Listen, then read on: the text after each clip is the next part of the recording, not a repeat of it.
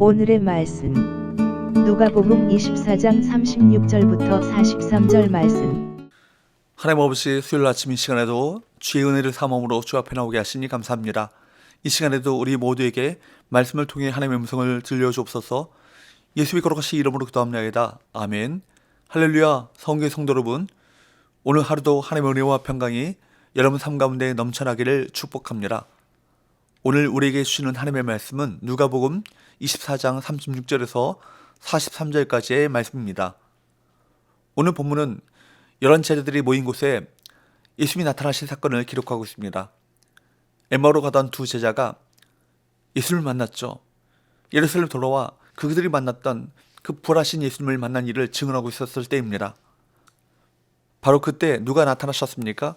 36절 이 말을 할 때 예수께서 친히 그들 가운데 서서 이르시되 너희에게 평강이 있을지어다 하시니, 예수님은 제자들 가운데 나타나 그들 가운데 서서 너희에게 평강이 있을지어다 라고 인사하셨습니다. 평강, 평화는 히브리 말로 샬롬입니다. 이것이 유대인들의 전통 인사죠. 예수님은 제자들에게 샬롬 하면서 인사하셨습니다. 안식일로 첫날이 지난 저녁에 예수님이 등장하신 이 이야기는 요한복음에도 나옵니다. 요한복음 20장 19절 말씀은 문이 닫혀 있는데도 불구하고 예수님께서 방 안에 나타나셨다고 말씀합니다. 부활하신 예수님의 육체는 실체이면서도 물리적 장벽을 통과할 수 있음을 보여주고 있는 것입니다. 37절 그들이 놀라고 무서워하여 그 보는 것을 영으로 생각하는지라. 제자들이 부활하신 예수님을 맞을 때 그들은 놀라고 무서워했습니다. 왜 그랬습니까? 유령을 보고 있다고 생각한 것이죠. 죽으신 예수님이 유령이 나타났다고 생각했던 것입니다. 엠마오에서 호련히 사라지셨고 또 이렇게 갑자기 나타나신 것만 본다면 제자들이 예수님을 영으로 여기는 것도 무리가 아니라 생각됩니다. 38절에서 40절 예수께서 이르시되 어찌하여 두려워하며 어찌하여 마음에 의심이 일어나느냐. 내 손과 발을 보고 나인 줄 알라. 또 나를 만져보라. 영은 살과 뼈가 없으되 너희 보는 바와 같이 나는 있느니라. 이 말씀을 하시고 손과 발을 보이시나. 그러자 예수님은 제자들에게 왜 두려워하며 의심하느냐고 물으시고는 손과 발을 보이시며 자신이 영이 아니라 살과 뼈가 있는 실체로 부활하셨음을 증명하셨습니다. 초대교회는 심각한 이단이 있었습니다. 그들은 영지주의자라고 불려지는 이단들인데요.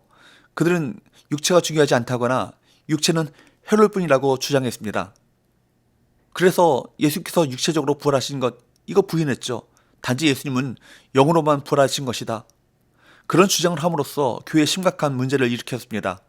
이에 대해 누가는 부활하신 예수님이 손과 발, 살과 뼈를 가지신 분이시고 손과 발을 제자들에게 직접 보여주시기까지 했음을 기록하면서 영지주의 이단에 대해서 반박하고 있습니다. 부활하신 예수님이 육체를 가지셨음을 믿지 않는 것은 이단입니다. 이것이 왜 그렇게 중요한가 싶을 수 있지만 육신의 부활 교리는 우리 신앙이 결코 영적 세계 또는 정신 세계에 국한하지 않는다는 사실을 역사라는 매우 중요한 가르침인 것입니다. 우리가 활동하고 행하는 모든 일들은 하나님 앞에서 하는 영적인 활동인 것입니다. 그래서 사도 바울은 고린도전서 10장 31절 말씀에서 그런즉 너희가 먹든지 마시든지 무엇을 하든지 다 하나님의 영광을 위하여 하라 라고 가르쳤습니다. 우리는 마음으로만 영으로만 하나님을 섬기는 것이 아니라 우리 모든 것 영과 혼과 육을 통해 주님을 섬기고 주님께 영광을 돌리도록 부름을 받은 것입니다.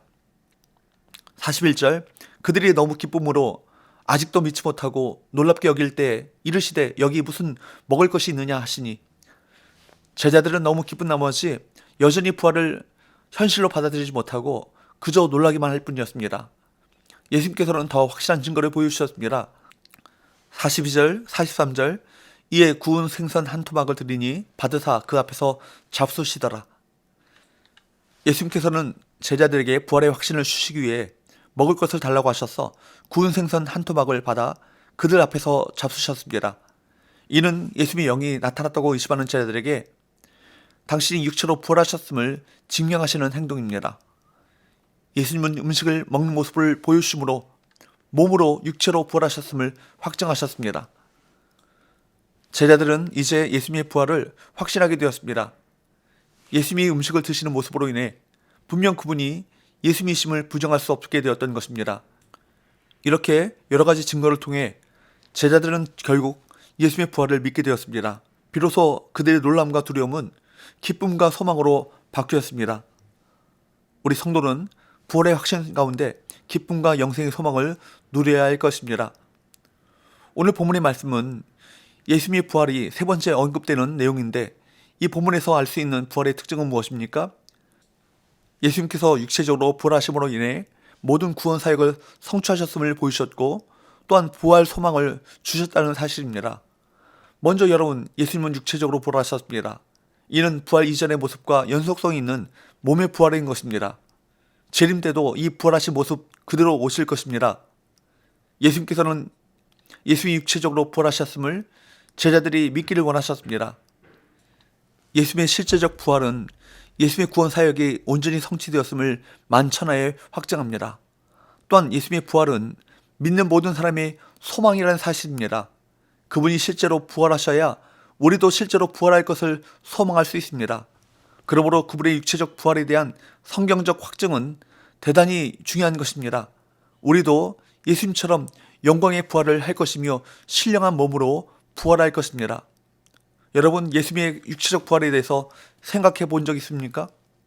예수님은 우리가 육체적 부활을 알고 믿기를 강력히 원하셨습니다. 그래야 우리 모든 믿음과 소망이 있기 때문입니다. 부활을 믿지 않거나 평소에 거의 부활을 생각하지 않으면서도 신앙생활에 열심을 내는 사람이 있습니다. 그러나 이런 사람들은 세상의 유혹을 이길 힘이 적으며 고난의 고통을 극복할 수 있는 신앙을 갖지 못합니다. 부활신앙, 이 부활신앙을 통해서만이 모든 것을 이기고 모든 것을 감당할 수 있기 때문입니다. 예수님께서는 그 자리에 없었던 도마에게 당신의 몸을 보이시며 보지 못하고 믿는 자들이 더 복되다고 말씀하셨습니다. 이런 예수님의 승천 이후 성도들은 더 이상 부활하신 예수님의 몸을 직접 볼 수는 없지만 말씀과 성령의 역사로 부활을 확신하게 될 것을 예언하신 것입니다. 그렇습니다.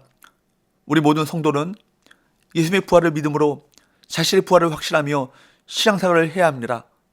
사도 바울은 만일 성도에게 부활의 소망이 없다면 가장 불쌍한 자가 될 것이라고 고린도전서 15장 19절에서 말씀하고 있습니다. 성도가 보지 못하고도 주님의 부활을 믿는 것은 성령의 감동으로 믿게 하신 하나님의 은혜의 결과인 것입니다. 그러므로 예수님께서는 보고 믿는 자보다 보지 못하고 믿는 자가 더 복되도다라고 말씀하시는 것입니다. 그러므로 성도는 보지 않고도 예수님의 부활을 믿는 것이 하나님의 은혜를 입은 증거임을 알고 하나님의 은혜에 감사와 찬송과 영광을 돌려드려야 합니다.